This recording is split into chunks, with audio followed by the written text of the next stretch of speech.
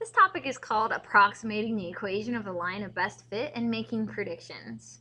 It has a scatter plot that shows the time spent studying, which is the x-axis, and the quiz score, which is the y-axis, for each of the 24 students. It wants you to write an approximate equation of the line of best fit for the data.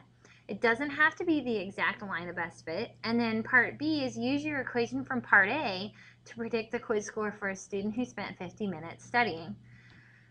I'm not a real fan of this topic because it doesn't actually want you to be real specific. It wants you to have decimal points. It wants you to be a little non-specific with it. So when you're doing this topic, make sure that you use decimal points. So for instance, I'm going to start off and I'm going to draw some lines. So you would use your pencil and ruler and draw a line. And when you draw your line, of course it would be a straight line because you're using your ruler, you just want to make a line that has approximately the same number of points above and below the line. It really does not matter. Don't get real technical and count it. I'm telling you, it doesn't matter. Just get it close. But what I would do is I would extend this line so that it crosses your y-axis here at some point. So then I would pick 2 points off of this line so you can make an equation, and I would always pick the y-axis point. So this point right here, I mean, I kind of made the line a little bit darker than it needs to be, but it's about 15, I would say. Don't use the number 15. Make it a decimal point. So I'm going to make it the number 15.6. And again, totally throwing this out there. It does not have to be exact. You can use whichever one you want. Now, I'm just going to pick one of these other whole numbers. So I'm going to pick the number 40. And if I look where 40 matches this line, which is about right there, and then I go over and I look to see, oh, what's that about?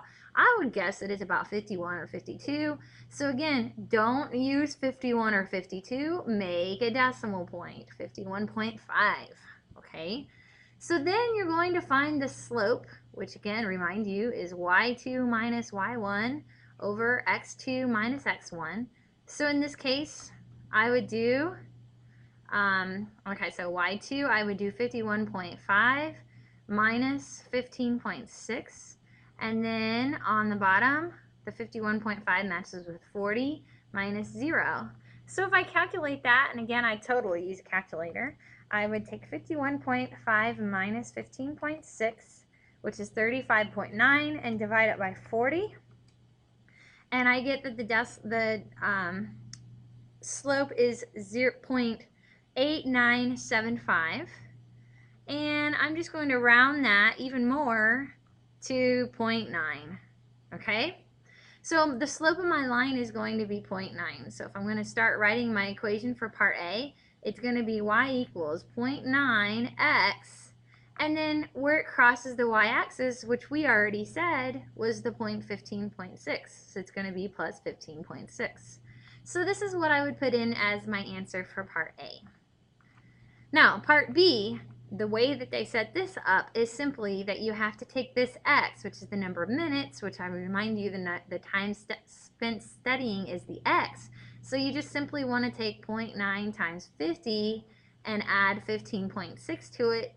Don't use it based on this line here. Use it based on your equation. So if I take 0.9 times 50 and add 15.6 for part B, I would get the answer of 60.6. And that is what you would fill in for part A is right here, and part B is down here. Again, it wants decimal points, so make sure that you use decimal points when you find the slope over here and when you find the y-intercept, which is at the very beginning of the problem. I hope this helps. Good luck with this problem.